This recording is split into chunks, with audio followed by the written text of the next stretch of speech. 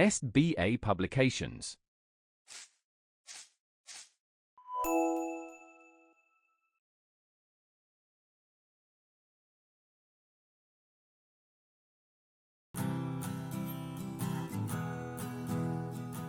Hello my dear students, how are you all? I hope that you're doing very nice and you are studying really hard at your homes. Today I am here with our chapter number 7 of English Grammar, and the name of our chapter is Phrases and Clauses.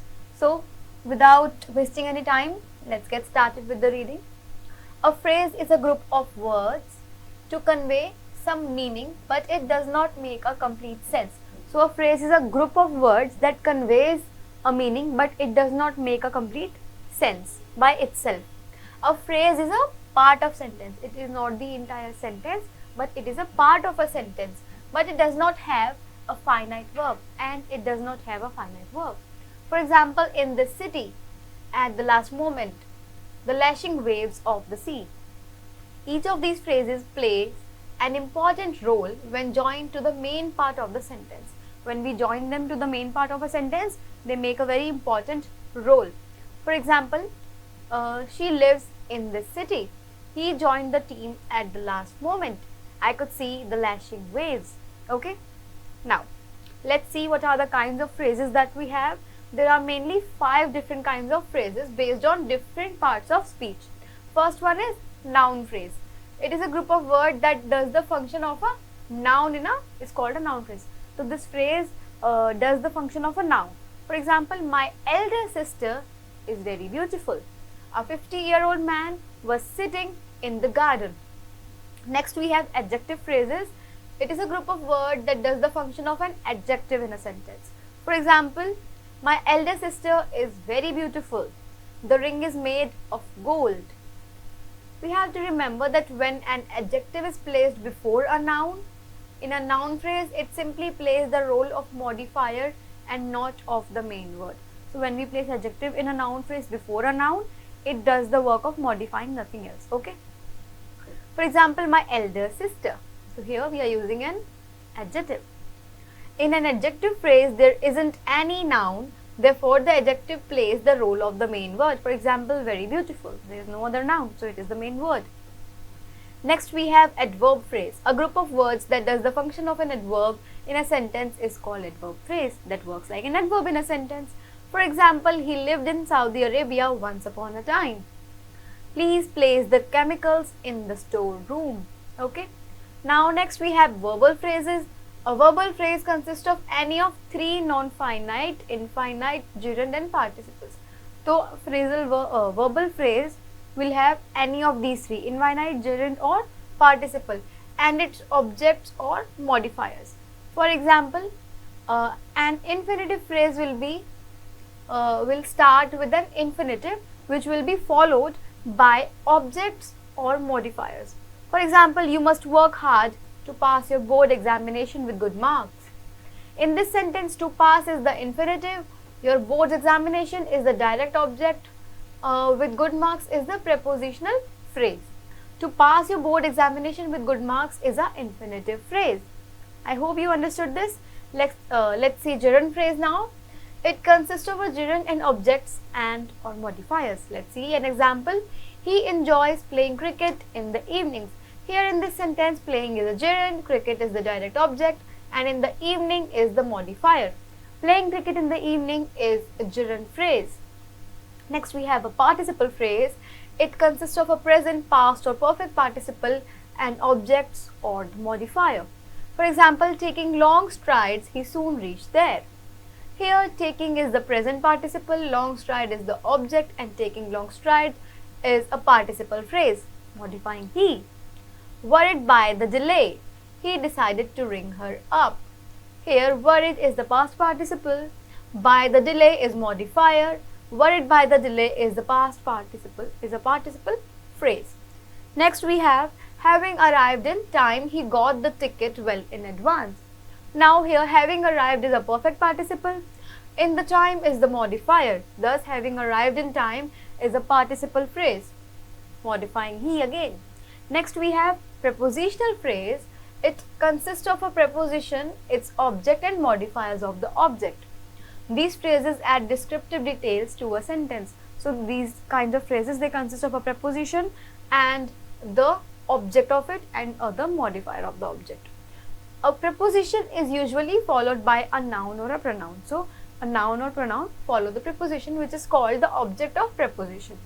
The preposition together with the object and its modifier is called prepositional phrase. So together these things are called prepositional phrase. The two men laughed like small children. So here like is the preposition, small is the modifier, children is the object of the preposition. Like small children is the prepositional phrase.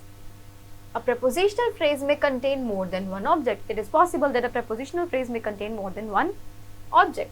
For example, she looked under the table and the chair.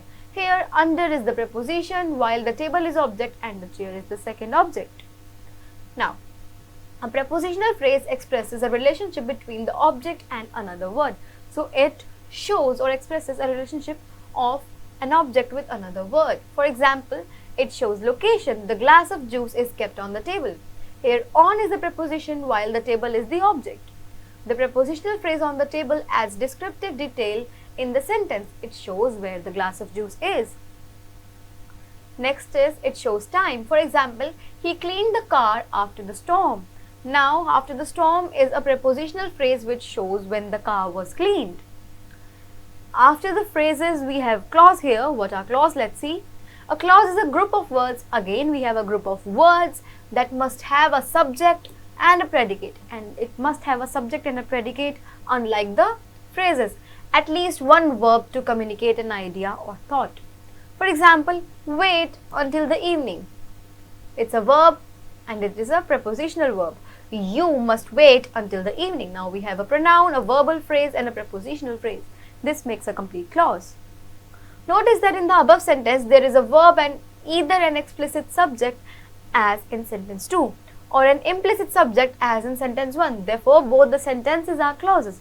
Both are clauses, as even though the subject is not present in this sentence, we can assume that there is a subject. Now, the following table shows you the differences between a clause and a phrase. Let's see what is the difference between these two.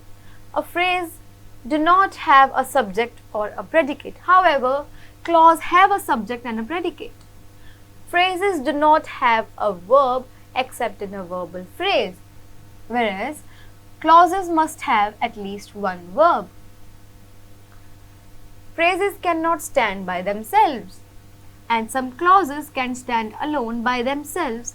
They are called independent clauses. And phrases do not make a complete sense. However, clauses are independent. They make complete sense. Now, let's see what are the types of clauses that we have. There are two main types of clauses. First one is independent main or principal clause that have a finite verb and make complete sense. So, these are the ones that have a finite verb and they make a complete sense. For example, I read a novel by Charles Dickens. Second one is the dependent subordinate clause, that are the ones that have a finite verb but do not make a complete sense. They do not make a complete sense of their own. A dependent clause makes a complete sense only when it is attached to an independent clause. So, in order for a dependent clause to make a sense, it should be attached to an independent clause. For example, I read a novel. It is an independent clause. That is written by Charles Dickens. It is a dependent clause. It does not make a complete sense without being attached to this. The dependent clause in the above example doesn't make complete sense without the independent clause, as I have already told you. A dependent or subordinate clause has three types. Now, the dependent clause again is divided into three parts. That is a noun clause, an adjective clause and an adverb clause. Let's see the first one. A clause that performs a function similar to a noun. It performs a function similar to a noun in a sentence and it is called a noun clause. In other words, a clause that can act as the subject. So, it can act as the subject, object or complement of a sentence. It is called a noun clause and it gives the answer to the question what. Okay. For example, what you said yesterday hurt me deeply. I was deeply hurt by what you said yesterday. Here we observe that the dependent clause what you said yesterday acts as the subject in the first sentence and the object in the second sentence. Therefore, we call this dependent clause a noun clause as it has acted as both subject and object. Second is adjective clause. When a dependent clause plays the same role in a sentence as an adjective, it is an adjective clause. As an adjective describes a noun or a pronoun, so does an adjective clause. So it does the same work as an adjective does. For example, a man who donated those books in the library is my neighbor. Here we notice that the dependent clause who donated those books in the library describes the noun man just as an adjective. So it describes the noun just like an adjective does. Next is adverbial clause. A clause that modifies a verb in a sentence is called an adverbial clause. Like adverbs, adverbial clause modify the verbs of the main clause. For example, we went where none ever dared to go. Here we notice that the subordinate clause where none ever dared to go modified the verb went. The clause in this sentence referred to a place. Therefore, it is an adverbial clause. Like the adverbs, adverbial clauses are also of different types. They too answer the question of what, when, where, why and so on. So they are just like the adverbs and they answer to this question, and they are the kinds of adverb of manner: as you sow, so shall you reap. Adverb of time: I'll come when you can call me. Place is she'll find you wherever you hide. Condition will get you may be forgiven if you tell the truth. Contrast: my brother couldn't make it to the party, though he promised to come. Comparison: his condition is better than it was yesterday. Logical deduction: result or reason is I couldn't attend the meeting because it was already late. Now, here we have some points to remember. A noun clause can also act as a complement in a sentence. For example, I am what you made me. An object of a participle: guessing what you may be his reaction. Renu avoided meeting the teacher. An object of the preposition: I made my presentation on what I was taught. An object of an infinitive: the teacher wants to know who will not come tomorrow. So that's it for today. I hope you understood the chapter well. Now we have this exercise which you have to do by yourself. I will see you soon in the next video. Till then, keep on practicing. Bye-bye.